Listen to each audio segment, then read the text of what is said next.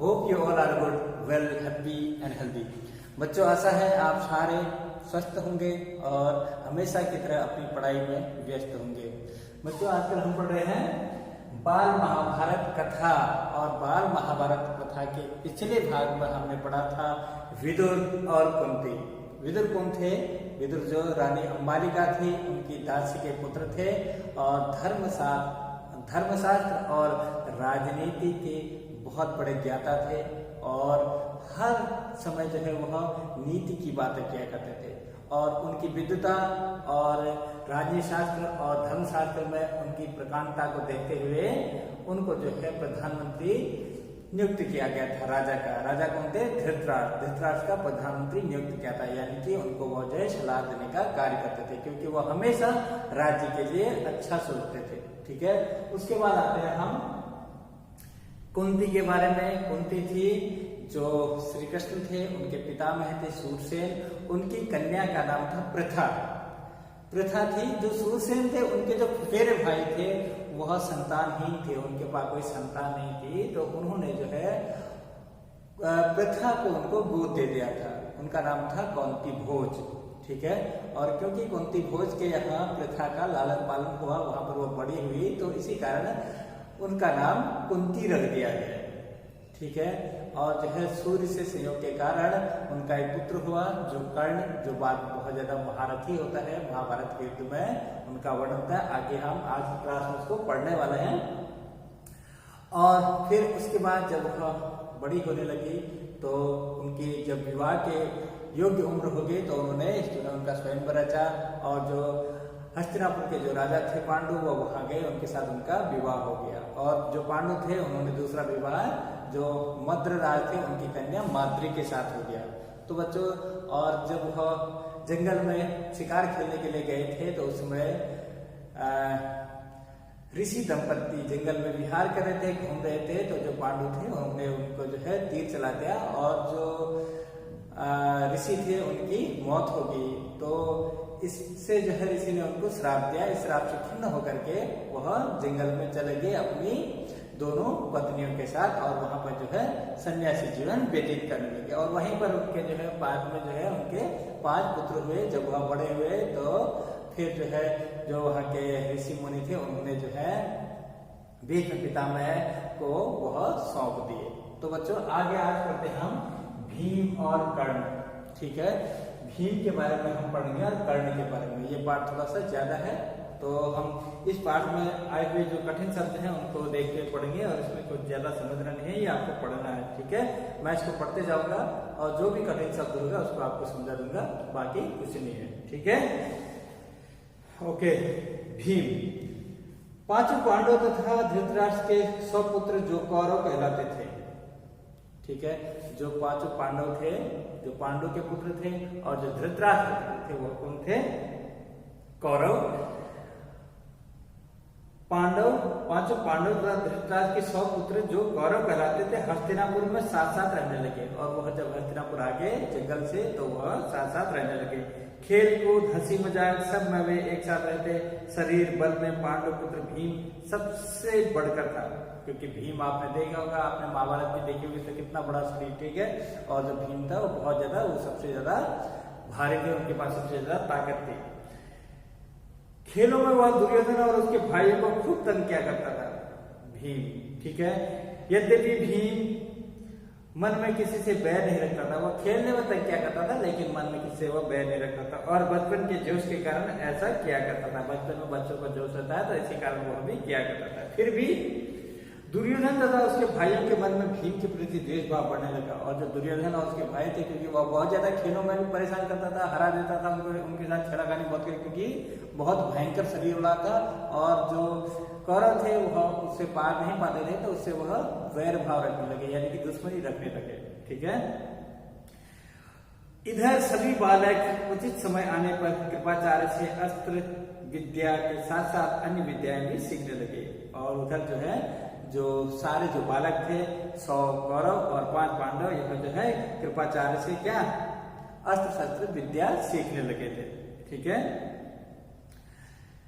विद्या सीखने में भी पांडव कौरवों से आगे ही रहते थे, और वह सीखने में भी जो पांडव थे 5 वह कौरवों से हमेशा आगे रहते थे। इससे कौरव और खींचने लगे मतलब चिढ़ने लगे। दुर्योधन पांडवों को हर प्रकार से नीचा दिखाने का प्रयत्न करता रहता था, और जो दुर्योधन था, जो कौरवों में सबसे बड़ा था दुर्योधन, वह पांडवों को हर प्रकार से उनको नीचा दिखाने की कोशिश करता रहता था।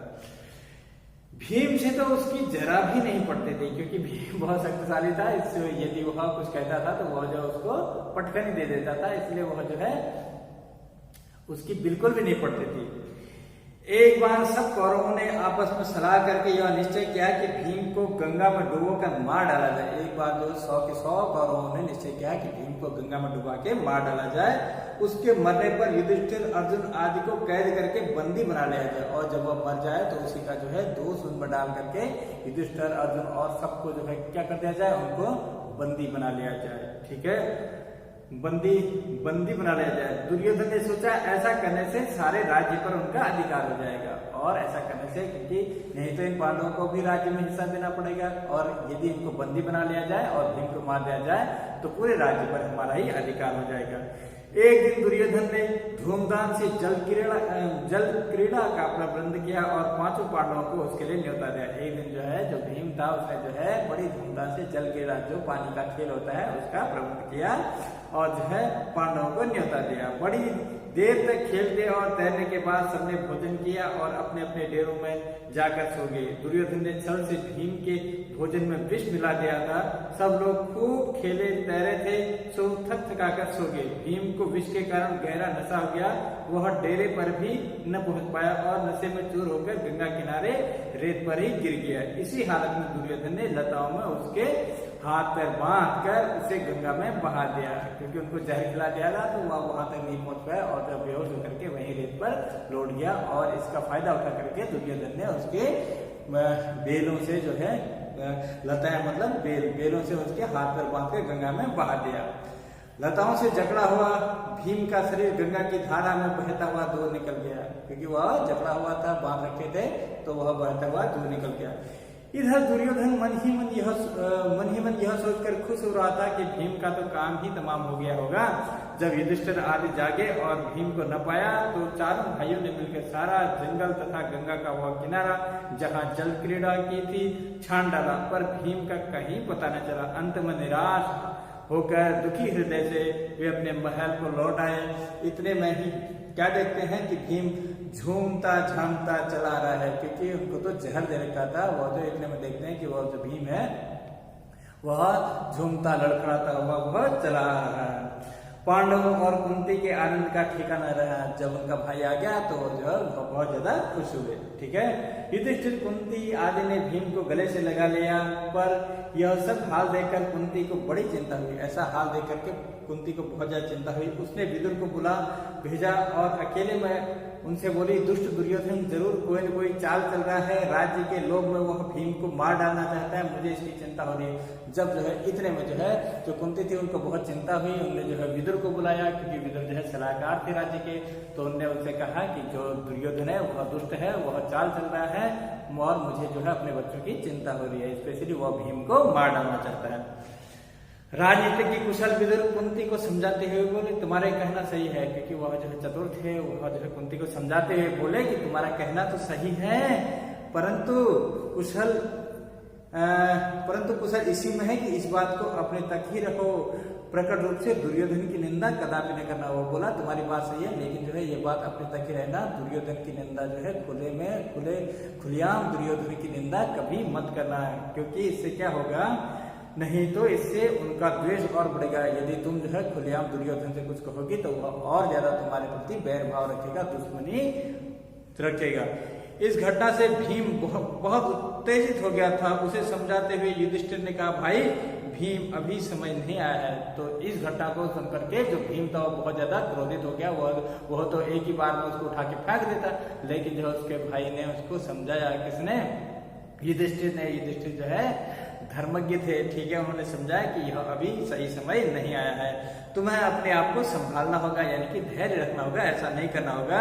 इस समय तो हम पांचों भाइयों को यही करना है कि किसी प्रकार एक दूसरे की रक्षा करते हुए बचे रहें, और हम पांचों भाइयों को ये करना है कि किसी प्रकार से एक दूसरे की रक्षा करते हुए हम लोग बचे रहें। भीम के वापस आ जाने पर दुर्योधन का बड़ा आश्चर्य हुआ, उसका हृदय और जलने लगा। और भीम के वापस आ जाने पर जो दुर्योधन था उसको बहुत आश्चर्य हुआ कि यह बच कैसे आ गया, और उसका हृदय जलने लगा कि यह जो मरा क्यों है। ठीक है, तो हम बच्चों आगे पढ़ते हैं। आगे कर्ण। बच्चों कर्ण बहुत महत्वपूर्ण है, क्योंकि जो महाभारत का जो है उसका जो युद्ध है, उस मैदान में जो है जो सबसे वीर, जो जिसने पूरे जो है युद्ध को एक तरफ से जो कौरवों की ओर से जो सबसे साहसी जो बलि था, जिसने जो है अपने दोस्त का, अपने जिसने जो है उसको उस समय पे जब जो है उसको लोग ताने देते थे, उसमें उसको राज दिया था, उसको सम्मान दिया था, उसने मित्रता निभाने के लिए पूरे युद्ध में जो है कुंती के मना करने के बावजूद, कृष्ण के समझाने के बावजूद जो है कौरवों का साथ दिया, दुर्योधन का साथ दिया। वो बहुत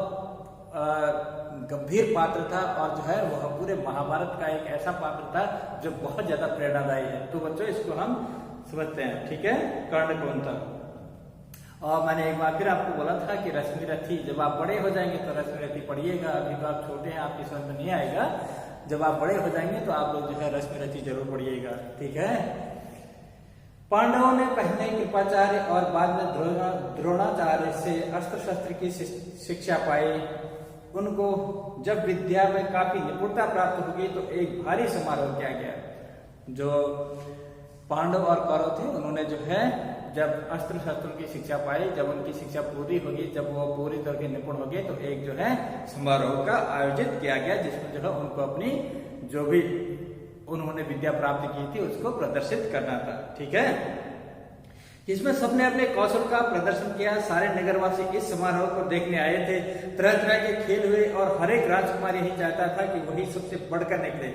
आपस में प्रतिस्पर्धा मतलब कंपटीशन बड़े जोर की थी, परंतु तीर चलाने में पांडु पुत्र अर्जुन का कोई सानी न था, और जो अर्जुन था उसके समान कोई दूसरा नहीं था। सानी न था मतलब उसके जैसा कोई दूसरा न था। अर्जुन ने धनुष विद्या में कमाल का खेल दिखाया। उसकी अद्भुत चतुरता, अद्भुत मतलब बहुत आश्चर्यजनक अनोखी चतुरता, चालाकी को देखकर सभी दर्शक और राजवंश के सभी उपस्थित लोग दंग रह गए। यह देखकर दुर्योधन का मन ईर्ष्या से जलने लगा, और उसको देख करके, अर्जुन को देख करके और अर्जुन की वाहवाही सुन करके जो दुर्योधन था वह बहुत ज्यादा जलने लगा। वह मन में जो है ईर्ष्या करने लगा।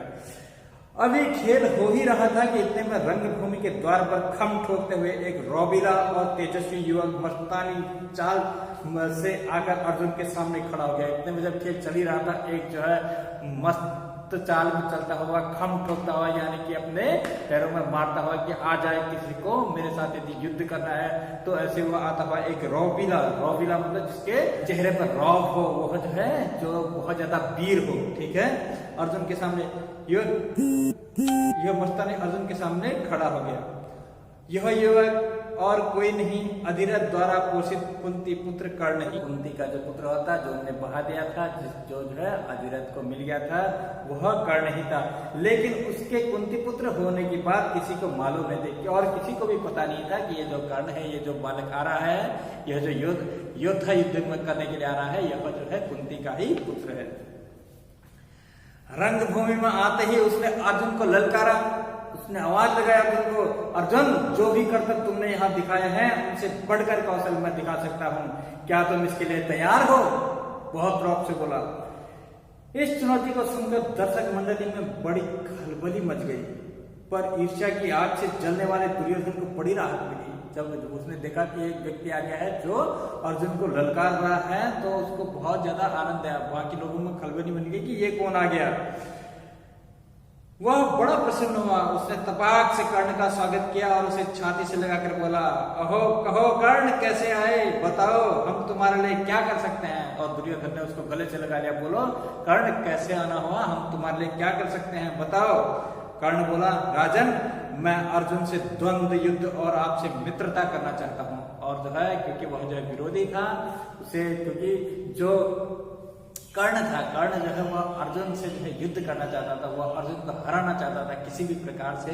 और क्योंकि वह बहुत ज्यादा लानता झेल रहा था, उसको सूत पुत्र कहा जाता था, तो वह जो है बहुत ज्यादा वह जो व्यंग बाणों का विष बहुत ज्यादा पी चुका था। वह चाहता था कि मैं अपने जो है बाहुबल से दिखा दूं कि जो है कर्म से ही कोई जो है वीर होता है, सिर्फ जो है जाति से कोई वीर नहीं होता है। तो बच्चों जब फिर आगे देखिए बता सकता है, कर्ण बोला राजन मैं अर्जुन से युद्ध, द्वंद्व युद्ध और आपसे मित्रता, मैं जो है जो अर्जुन है उससे मैं द्वंद्व युद्ध मतलब होता है जो कुश्ती करना चाहता हूँ और जो है आपसे क्या मित्रता करना चाहता हूँ। कर्ण की चुनौती को सुनकर अर्जुन को बड़ा तहस आया और अर्जुन को बहुत तहस आया, क्रोध आया। उसने कहा अच्छा, वो बोला कर्ण सभा में जो बिना बुलाए आते हैं और जो बिना किसी के पूछे बोलने लगते हैं वे निंदा के योग्य होते हैं। अर्जुन ने कहा जो बिना बुलाए किसी की सभा में आते हैं और जो बिना पूछे बात बताने लगते हैं वह जो है निंदनीय होते हैं, वो नीच होते हैं, वो निंदा के योग्य होते हैं।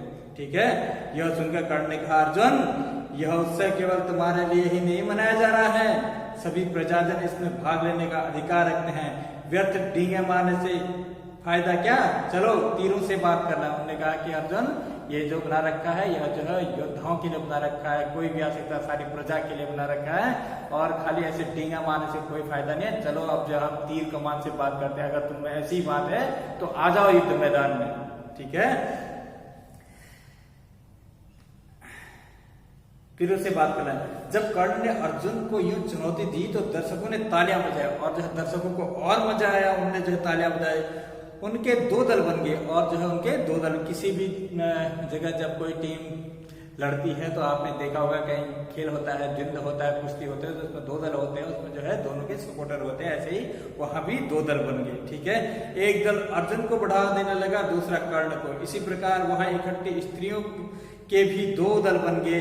कुंती ने कर्ण को देखते ही पहचान लिया और भय तथा लज्जा के मारे मूर्छित सी हो गई। और जैसे कुंती ने कर्ण को देखा तो देखते ही पहचान गया ओहो ये तो मेरा ही पुत्र है, तो वह जो है डर और जो है लज्जा शर्म के कारण जो है वह बेहोश हो गई। ठीक है, मूर्छित सी हो गई। उसकी यह हालत देखकर विदुर ने दासियों को बुलाकर उसे चेत कराया और उनकी ऐसी हालत को देखकर जो विदुर थे उन्होंने जो है जो दासियां थी, जो रानी की जो दासियां होती हैं उनको बुला करके उनको जो है होश में लाया। इस बीच कृपाचार्य ने उठकर कर्ण से कहा अज्ञात वीर, महाराज पांडु का पुत्र और कुरुवंश का वीर अर्जुन तुम्हारे साथ द्वंद्व युद्ध करने के लिए तैयार है, किंतु तुम पहले अपना परिचय तो दो। तुम कौन हो, किसके पुत्र हो, किस राजकुल को तुम विभूषित करते हो। द्वंद्व युद्ध बराबर वालों में ही होता है, कुल का परिचय पाए बगैर राजकुमार कभी द्वंद्व करने को तैयार नहीं होते। कृपाचार्य की यह बात सुनकर कर्ण का सिर झुक गया और जो इतने में जो कृपाचार्य थे उन्होंने कहा कि अरे ये जो कुरुवंश के राजकुमार जो अर्जुन है, तुम अर्जुन से युद्ध करने के लिए तुम बताओ तुम किस कुल के हो, किस वंश से हो, क्योंकि हर किसी से जो है राजकुमार थोड़ी द्वंद्व करेगा, हर किसी से लड़ने के लिए आ जाएगा। और जो है उन्होंने कहा कि तुम जो है किस कुल से हो। ठीक है, द्वंद्व जो है बराबर वालों में होता है, जिस बराबर जाति वालों में होता है। बच्चों यह जो है रश्मि रथी में एक है कि जब वह जाति के बारे में पूछते हैं तो कर्ण तेज में आकर के बोलता है जाति जाति रटते हैं जिनकी पूंजी केवल पाखंड, मैं क्या जानूं जाति जाति है मेरे ये भुजदंड। कहता है कि मेरे जो ये भुजाएं हैं यही मेरी जाति है, मैं दिखाता हूँ मेरी जाति है। आइए आप तुम पहले मेरे साथ युद्ध कीजिए। और जाति जाति तो वो रटते हैं जिनकी पूंजी केवल पाखंड होते हैं, जो पाखंडी लोग होते हैं वही जाति रटते हैं। और यदि तुम्हें मेरी जाति देखनी है तो आओ मेरे साथ द्वंद्व करो, युद्ध करो और मेरी भुजाएं बता देंगी कि मैं किसी जाति का हूँ। ठीक है, तो फिर देखिए एक घटना और आती है जब वह कहते हैं कि हाय कर्ण तू क्यों जन्मा तू फिर क्यों वीर हुआ, कवच कुंडल भूषित तेरा अधम शरीर हुआ, धस जाए वो देश अतल में गुण की जहां नहीं पहचान, जाति गोत्र के बल पर ही जहां आदर पाते हैं सुजान। मैं कहता हूं अगर विधाता नर को मुट्ठी में भरकर छीट दे कहीं ब्रह्मलोक से ही भूमंडल पर, तो भी विविध जातियों में ही लोग यहाँ आ सकते हैं। नीचे हैं क्यारियां बनी तो बीच कहाँ जा सकते हैं। तो बच्चों यह जो दिनकर जी ने कहा था उनके बारे में सुनकर के जब वह जाति जाति के बारे में पूछते थे उनसे। तो देखिए आगे कृपाचार्य की बात सुनकर कर्ण का सिर झुक गया। कर्ण को इस तरह देख अर्जुन उठ खड़ा हुआ और बोला अगर बराबरी की बात है तो मैं आज ही कर्ण को अंग देश का राजा बनाता हूँ। और जब दुर्योधन उठा वो बोला अगर बराबरी की बात है तो मैं आज जो है कर्ण को अंग देश एक जो है भूभाग देता हूँ अंग देश और वहां का राजा बनाता हूँ। ठीक है, यह कहकर दुर्योधन ने तुरंत पितामह भीष्म एवं पिता धृतराष्ट्र से अनुमति लेकर कहीं रंगभूमि में ही वही रंगभूमि में ही राज्याभिषेक की सामग्री मंगाई और कर्ण का राज्याभिषेक करके उसे अंग देश का राजा घोषित करते। और जब उसने में जो है उन्होंने कहा कि चलो यदि जो है लड़ने के लिए राजा ही चाहिए तो मैं इसको अंग देश का राजा बनाता हूँ। अब अर्जुन इसके साथ युद्ध कर रहे हैं। ठीक है, इतने में बूढ़ा सारथी अधिरथ जिसने कर्ण को पाला था लाठी टेकता हुआ और भय के मारे कांपता हुआ सभा में प्रवेश किया। इतने में जो है जिसने जो है कर्ण का लालन पालन किया था जो अधिरथ था वह लाठी टेकता हुआ भय के मारे कांपता हुआ सभा में आया। कर्ण जो अभी अभी अंग देश का नरेश बना था, नरेश मतलब राजा बना दिया गया था, उसको देखते ही अर्जुन धनुष नीचे रखकर उठ खड़ा हुआ और पिता मानकर बड़े आदर के साथ उसके आगे से निभाया। और जो है इतने में जो है जैसे ही उसने देखा कर्ण ने उसको जो है उनको पिता मान करके अपना धनुष नीचे रखा और जो है उनके चरण स्पर्श किए। बूढ़े ने भी बेटा कहकर उसे गला लगा दिया। यह देखकर भीम खूब कह मारकर हंस पड़ा और बोला सारथी के बेटे धनुष छोड़कर हाथ में चाबुक लो चाबुक। इतने में जो है जैसे उसने कहा तो भीम ने बहुत जो है उसकी खिल्ली उड़ाई, बोला सारथी के बेटे तुम जो है चाबुक लो, हाथ में चाबुक धनुष उठा करके। ठीक है, यह जो जाति में अपमानित उसको किया गया था। ठीक है, और वह अपमान का जो घूर था वह कर्ण को बहुत ज्यादा खलता था, इसलिए जो है कर्ण जो है उनसे बहुत ज्यादा बदला लेना चाहता था। ठीक है, हमें किसी का भी जाति धर्म के नाम पर किसी का अपमान नहीं करना चाहिए बच्चों। कब से अर्जुन के साथ द्वंद्व करने के योग्य हो गए? वो बोला कि वही तुम्हें शोभा देगा और तुम भला कब से अर्जुन के योग्य हो गए हो, अर्जुन के साथ युद्ध करने के योग्य हो गए। यह सब देखकर सभा में खलबली मच गई। इसमें सूरज भी डूब रहा था, इस कारण सभा विसर्जित हो गई। मशालों और दीपकों की रोशनी में दर्शक वृंद अपनी अपनी पसंद के अनुसार अर्जुन कर्ण और दुर्योधन की जय बोलते जाते थे। और इतने में क्या हुआ, सूर्यास्त हो गया और सूर्यास्त होने से जो सभा है वो भी समाप्त होगी और जो है सभा विसर्जित होगी मतलब समाप्त होगी और सब लोग अपने अपने घरों को जाने लगे। जो कर्ण का समर्थन करते हैं वो जो कर्ण की जय घोष करने लगे, जो अर्जुन का समर्थन करते हैं वह अर्जुन का जय घोष करने लगे। इस घटना के बहुत समय बाद एक बार इंद्र बूढ़े ब्राह्मण के वेश में अंग नरेश कर्ण के पास आए और उसके जन्मजात कवच और कुंडलों की भिक्षा मांगी। इतने में जो है एक बहुत समय बाद जो क्योंकि जब अब महाभारत का युद्ध होना था और जो है कर्ण को समझाया कि युद्ध मत कर, तू जो है पांडवों की सेना में आ जा, पांडव जो है तुम्हारे क्या है भाई हैं, उनके साथ रहोगे तो तुमको राज्य मिलेगा। लेकिन वह नहीं माना, फिर भी जो है उन्होंने जो है फिर जो है इंद्र आए, इंद्र ने जो है उनसे कवच कुंडल मांग लिए। ठीक है, इस घटना के बाद एक बार इंद्र बूढ़े ब्राह्मण के वेश में अंग नरेश कर्ण के पास आए और उनके जन्मजात कवच और कुंडलों की भिक्षा मांगी। इंद्र को डर था भावी युद्ध में कर्ण की शक्ति से अर्जुन पर विपत्ति आ सकती है, इस कारण कर्ण की ताकत कम करने की इच्छा से ही उसने यह भिक्षा मांगी थी। जो है इंद्र ने जो है उनको भय था कि यदि इसके पास कवच कुंडल रहे तो इसको मारना बहुत मुश्किल हो जाएगा और इसके जो है इसके समाधान के लिए उन्होंने जो है उनसे, क्योंकि कर्ण बहुत दानी था, दानवी था, उसके संध्या के समय जब वह संध्या पूजा करता था उसमें उसके पास जो भी आता था मांगने के लिए वो उसे दान देता था। ठीक है, जब वह कर्ण खुद कहते हैं कि स्वर्ग एक दिन भीख मांगने धरा पर आएगा, जब वह बताते हैं तो जवाब रश्मिरथी पढ़ेंगे तो उसमें आप देखेंगे इसको, इस प्रश्न को। ठीक है, इंद्र को डर था कि भावी युद्ध में कर्ण की शक्ति से अर्जुन पर विपत्ति आ सकती है, इस कारण कर्ण की ताकत कम करने की इच्छा से उसने यह मांगी थी। कर्ण को सूर्यदेव ने पहले ही सचेत कर दिया था कि उसे धोखा देने के लिए इंद्र ऐसी चाल चलने वाले हैं, परंतु कर्ण इतना दानी था कि किसी के कुछ मांगने पर वह मना ही नहीं कर सकता था। इस कारण यह जानते हुए भी कि भिखारी के भेष में इंद्र धोखा कर रहे हैं, कर्ण ने अपने जन्मजात कवच और कुंडल निकालकर भिक्षा में दे दे। इस अद्भुत दानवीरता को देखकर इंद्र चकित रह गए। कर्ण की प्रशंसा करते हुए बोले, कर्ण तुमसे मैं बहुत प्रसन्न हूँ, जो भी वरदान हो मांग लो। जब कर्ण ने उसको जो है अपने कवच कुंडल दान करके दे गए। तो उसका जो है जो इंद्र थे उनका मुंह जो है काला हो गया। उन्होंने कहा कि मैं जो है वो बहुत ज्यादा लज्जित हुए और जो है फिर जो है लज्जित होने के कारण उन्होंने कहा कि कर्ण मैं तुमसे बहुत ज्यादा प्रसन्न हूँ, तुमने अपने कवच कुंडल तो दे दिए लेकिन मैं तुम्हें वर देना चाहता हूँ। तुम मांगोगे नहीं, मैं मानता हूँ तुम जो है मांगोगे नहीं, लेकिन मैं अपनी ओर से तुमको देना चाहता हूँ तो जो है मैं तुम्हें यह देता हूँ। देखिए कर्ण ने देवराज से कहा आप प्रसन्न हैं तो शत्रुओं का संहार करने वाला अपना शक्ति नामक शस्त्र मुझे प्रदान करा। उन्होंने कहा कि जो आपका शस्त्र है शक्ति नाम का, इसको आप मुझे दे दिए जिससे मैं जो है अपने जो शत्रु है उनका संहार कर सकूं। बड़ी प्रसन्नता के साथ अपना वह शस्त्र कर्ण को देते हुए देवराज ने कहा युद्ध में तुम जिस किसी को लक्ष्य करके इसका प्रयोग करोगे वह अवश्य मारा जाएगा, परंतु एक ही बार तुम इसका प्रयोग कर सकोगे। तुम्हारे शत्रु को मारने के बाद यह मेरे पास वापस आ जाएगा। इतना कहकर इंद्र चले गए।